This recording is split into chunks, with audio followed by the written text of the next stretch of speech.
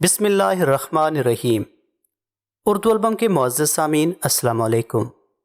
اے اہل مکہ، ابو سفیان نے دو گروہوں میں بٹے ہوئے تماشائیوں سے بلند آواز میں کہا، اگر آج یہاں دو مسلمانوں کے قتل پر ہم یوں پٹ گئے تو ہم میدان جنگ میں بھی کسی نہ کسی مسئلے پر بٹ جائیں گے اور فتح تمہارے دشمن کی ہوگی۔ اگر اپنے سردار کی اطاعت سے یوں انحراف کرو گے تو تمہارا انجام بہت برا ہوگا۔ ہجوم کا شور و غوغا کم ہو گیا، لیکن خالد نے دیکھا کہ اہل مکہ کے کئی ایک سردار چہروں پر نفرت کے آثار لیے واپس گھروں کو جا رہے تھے۔ انہیں دیکھ کر بہت سے لوگ بھی جو تماشا دیکھنے آئے تھے واپس چلے گئے۔ خالد وہاں نہیں رکنا چاہتا تھا، لیکن وہ خطرہ محسوس کر رہا تھا کہ دونوں گروہ آپس میں ٹکرا جائیں گے۔ اس کے اپنے قبیلے کے زیادہ تر لوگ تماشائیوں میں موجود تھے، وہ کم از کم اپنے قبیلے کو اپنے قابو میں رکھ سکتا تھا۔ ابو سفیان کی بیوی ہند نے تماشے کا پورا انتظام کر رکھا تھا۔ اس کے اشارے پر 40 کم سن لڑکے جن کے ہاتھوں میں برچیاں تھیں دوڑتے اور چیختے چلاتے ہوئے تماشائیوں میں سے نکلے اور خبیب کے ارد گرد ناچنے اور چیخنے چلانے لگے۔ 2-4 لڑکے برچیاں تانے ہوئے خبیب تک جاتے اور دوڑ کر خبیب پر وار کرتے تھے، لیکن خبیب کو گزند پہنچائے بغیر ہاتھ روک لیتے۔ خبیب بدکتے اور نعرہ لگاتے تھے، میرا خدا سچا ہے اور محمد صلی اللہ علیہ وسلم خدا کے رسول ہیں۔ چند اور لڑکے اس طرح برچیاں تان کر ان پر ہلا بولتے جیسے خبیب کے جسم کو چھلنی کر دیں گے، لیکن وار کر کے وار روک لیتے۔ خبیب کے بدکنے پر تماشائیوں کا ہجوم داد و تحسین کے نعرے اور کہہ کے لگاتا۔ لڑکوں کا یہ کھیل کچھ دیر جاری رہا۔ اس کے بعد لڑکوں نے یہ طریقہ اختیار کیا کہ برچی کا وار بڑی زور سے کرتے، لیکن خبیب کے جسم پر اتنا سا وار لگتا تھا کہ برچیوں کی انیاں کھال میں ذرا سی اتر کر پیچھے جاتی۔ بہت دیر تک یہی کھیل چلتا رہا۔ تماشائی داد و تحسین کے نعرے اور خبیب اللہ اکبر اور محمد رسول اللہ کے نعرے بلند کرتے رہے۔ خبیب کے کپڑے خون سے لال ہو چکے تھے۔ ابو جہل کا بیٹا اکرمہ ہاتھ میں برچھی لیے ان لڑکوں کے پاس جا پہنچا اور انہیں ہدایات جاری کرنے لگا۔ لڑکے اب اپنی برچیاں خبیب کے جسم میں چبو رہے تھے۔ وہ گول دائرے میں گھومتے اور ناچتے تھے۔ خبیب کے جسم کا کوئی بھی حصہ ایسا نہ رہا جہاں برچھی نہ چبھی ہو اور وہاں سے خون نہ ٹپک رہا ہو۔ ان کے چہرے پر بھی برچیاں ماری گئیں۔ جب بہت دیر گزر گئی اور لڑکے ناچ ناچ کر اور برچیاں چبو چبو کر تھک گئے تو اکرمہ نے لڑکوں کو وہاں سے ہٹا لیا۔ خبیب رضی اللہ تعالی عنہ خون میں نہائے ہوئے تھے اور ابھی زندہ تھے اور ہر طرف دیکھ رہے تھے۔ ان کے نعروں میں کمی نہیں آئی تھی۔ اکرمہ ان کے سامنے کھڑا ہو گیا اور برچھی تان کر خبیب کے سینے میں اتنی زور سے ماری کہ فاصلہ کم ہونے کی وجہ سے برچھی خبیب کے جسم سے پار ہو گئی۔ خبیب رضی اللہ تعالی عنہ شہید ہو گئے۔ ان کی لاشیں یہیں بندی رہنے دو، ہند کی گرجدار آواز سنائی دی۔ اب کئی دن ان کی لاشوں کے گلنے سڑنے کا تماشا دیکھتے رہو۔ یہ واقعہ 625 عیسوی کا تھا جو خالد کو یاد آ رہا تھا۔ اس نے اپنے دل میں درد کی ٹیس محسوس کی۔ خبیب اور زید رضی اللہ تعالی عنہ کے قتل نے قریش کے سرداروں میں اختلاف کا بیج بو دیا تھا۔ جس طرح ان دو مسلمانوں نے آخری وقت نماز پڑھی اور اسلام سے نکل آنے پر موت کو ترجیح دی تھی، اس نے قریش کے کئی سرداروں پر گہرا اثر چھوڑا تھا۔ خود خالد نے اگر اسلام کی نہیں تو خبیب اور زید کی دل ہی دل میں بہت تعریف کی تھی۔ ابو سفیان اور اس کی بیوی ہند کے خلاف اس کے دل میں ناپسندیدگی پیدا ہو گئی تھی۔ جنگجوؤں کا شیوا نہیں تھا۔ اس نے اپنے آپ سے کہا، یہ جنگجوؤں کو زیب نہیں دیتا۔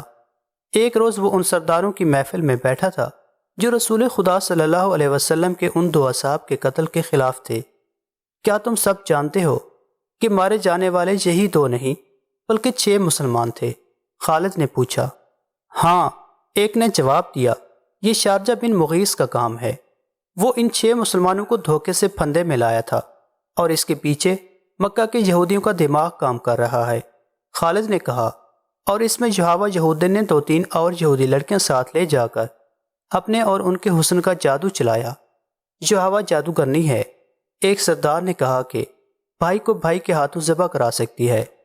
کیا یہ خطرہ نہیں کہ یہودی ہمیں بھی ایک دوسرے کا دشمن بنا دیں گے؟ کسی اور سردار نے کہا، نہیں۔ ایک بوڑھا سردار بولا، وہ محمد صلی اللہ علیہ وسلم کے اتنے ہی دشمن ہیں جتنے ہم ہیں۔ یہودیوں کو مفاد اس میں ہے کہ وہ ہمارے اور مسلمانوں کے درمیان دشمنی اتنی پکی اور اتنی شدید کر دیں کہ ہم مسلمانوں کا نام و نشان مٹا دیں۔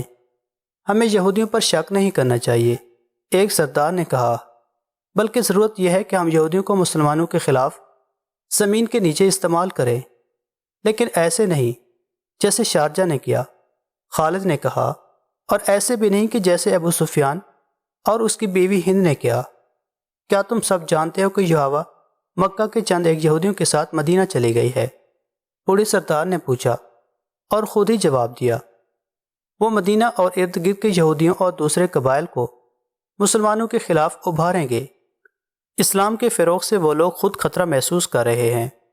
اگر محمد صلی اللہ علیہ وسلم کا عقیدہ پھیلتا چلا گیا اور میدان جنگ میں محمد صلی اللہ علیہ وسلم کے پیروکاروں کا جذبہ یہی رہا تو جو ہم دیکھ چکے ہیں تو خدائے یہودا کا سورج غروب ہو جائے گا، لیکن یہودی لڑنے والی قوم نہیں۔ خالد نے کہا، وہ میدان جنگ میں ہمارا ساتھ نہیں دے سکتی، مسلمانوں کے لیے وہ میدان جنگ میں زیادہ مہلک ثابت ہوں گے۔ ایک اور سردار نے کہا، وہ اپنی یحییٰ جیسی دلکش لڑکیوں کے ذریعے مسلمان سرداروں اور سالاروں کو میدان جنگ میں اترنے کے قابل نہیں چھوڑیں گے۔ یحییٰ کا کردار خالد بھلا نہیں پا رہا تھا اور 4 برس پرانی باتیں اسے سنائی دے رہی تھی۔ وہ مدینہ کی طرف چلا جا رہا تھا اور احد کی پہاڑی اوپر اٹھتی چلی آ رہی تھی۔ پھر یہ پہاڑی اس کی نظروں سے اوجھل ہونے لگی۔ اس کا گھوڑا گھاٹی اتر رہا تھا۔ یہ کوئی 1 میل لمبا اور 1.5-2 فرلانگ چوڑا نشیب تھا۔ اس میں کہیں کہیں مخروطی ٹیلے کھڑے تھے، یہ ریتلی مٹی کے تھے۔ خالد کو دوڑتے قدموں کی آہٹ سنائی دی۔ اس نے چونک کر ادھر دیکھا اور اس کا ہاتھ تلوار کے دستے پر چلا گیا۔ وہ 4-5 غزال تھے جو اس سے نیچے دوڑتے جا رہے تھے۔ کچھ دور جا کر ایک غزال نے دوسرے غزال کے پہلوں میں ٹکر ماری، پھر دونوں غزال آمنے سامنے آ گئے اور ان کے سر ٹکرانے لگے۔ دوسرے غزال انہیں دیکھنے کے لیے رک گئے۔ اتنے خوبصورت جانور آپس میں لڑتے اچھے نہیں لگتے۔ خالد انہیں دیکھتا رہا۔ ایک تماشائی غزال نے خالد کے گھوڑے کو دیکھ لیا۔ اس نے گردن تانی اور کھر زمین پر مارا۔ لڑنے والے غزال جہاں تھے وہیں ساکت و جامد ہو گئے، اور پھر تمام غزال ایک طرف بھاگ کھڑے ہوئے اور خالد کی نظروں سے اوجھل ہو گئے۔ قریش کے سردار 2 گروہوں میں بٹ گئے تھے۔ ان کی آپس میں دشمنی پیدا نہیں ہوئی تھی، لیکن پیار محبت اتحاد والی پہلی سی بات بھی نہیں رہی تھی۔ خالد کو یاد آ رہا تھا کہ سب ابو سفیان کی سرداری اور سالاری کو تسلیم کرتے تھے، لیکن کھچاؤ سا پیدا ہو گیا تھا۔ جب اتحاد کی ضرورت تھی اس وقت اہل قریش نفاق کے راستے پر چل نکلے تھے۔ خالد کو یہ صورتحال سخت ناگوار گزرتی تھی۔ کیا آپ کو معلوم نہیں کہ آپس کا نفاق دشمن کو تقویت دیا کرتا ہے؟ خالد نے ایک روز ابو سفیان سے کہا تھا، کیا آپ نے کبھی سوچا ہے کہ اس نفاق کو اتفاق میں کس طرح بدلا جا سکتا ہے؟ بہت سوچا ہے خالد، ابو سفیان نے اکتائے ہوئے سے لہجے میں کہا تھا۔ بہت سوچا ہے۔ سب مجھے پہلے کی طرح ملتے ہیں، لیکن میں محسوس کرتا ہوں کہ بعض کے دل صاف نہیں۔ کیا تم کوئی صورت پیدا کر سکتے ہو کہ دلوں سے میل نکالا جائے؟ ہاں، میں نے ایک صورت سوچ رکھی ہے، خالد نے کہا تھا۔ میں یہی تجویز آپ کے سامنے لا رہا تھا۔ جن سرداروں کے دلوں میں میل پیدا ہو گئی ہے وہ اب سمجھنے لگے ہیں کہ ہم نام کے جنگجو رہ گئے ہیں اور ہم نے مسلمانوں کا ڈر اپنے دلوں میں بٹھا لیا ہے۔ شارجہ نے 6 مسلمانوں کو دھوکہ دے کر اور ان میں سے 2 کو آپ کے ہاتھوں مروا کر ہماری شکل و صورت ہی بدل ڈالی ہے۔ اس کا علاج یہ ہے کہ ہم مدینہ پر حملہ کریں یا مسلمانوں کو کہیں للکاریں اور ثابت کر دیں کہ ہم جنگجو ہیں اور ہم مسلمانوں کو ختم کر کے ہی دم لیں گے۔ ہمارے پاس جواز موجود ہے، ابو سفیان نے کہا تھا۔ میں نے احد کی لڑائی میں محمد صلی اللہ علیہ وسلم کو للکار کر کہا تھا کہ تم نے بدر میں ہمیں شکست دی تھی، ہم نے احد کی پہاڑی کے دامن میں انتقام لے لیا ہے۔ میں نے محمد صلی اللہ علیہ وسلم سے یہ بھی کہا تھا کہ قریش کے سینوں میں انتقام کی آگ جلتی رہے گی۔ ہم اگلے سال تمہیں بدر کے مقام پر للکاریں گے۔ ہاں، مجھے یاد ہے، خالد نے کہا۔ ادھر سے عمر کی آواز آئی تھی۔ اس نے کہا تھا کہ ہمارے اللہ نے چاہا تو ہماری اگلی ملاقات بدر کے میدان میں ہی ہوگی۔ آواز تو عمر کی تھی، الفاظ محمد صلی اللہ علیہ وسلم کے تھے۔ ابو سفیان نے کہا، محمد صلی اللہ علیہ وسلم بہت زخمی تھے، وہ اونچی آواز میں بول نہیں سکتے تھے۔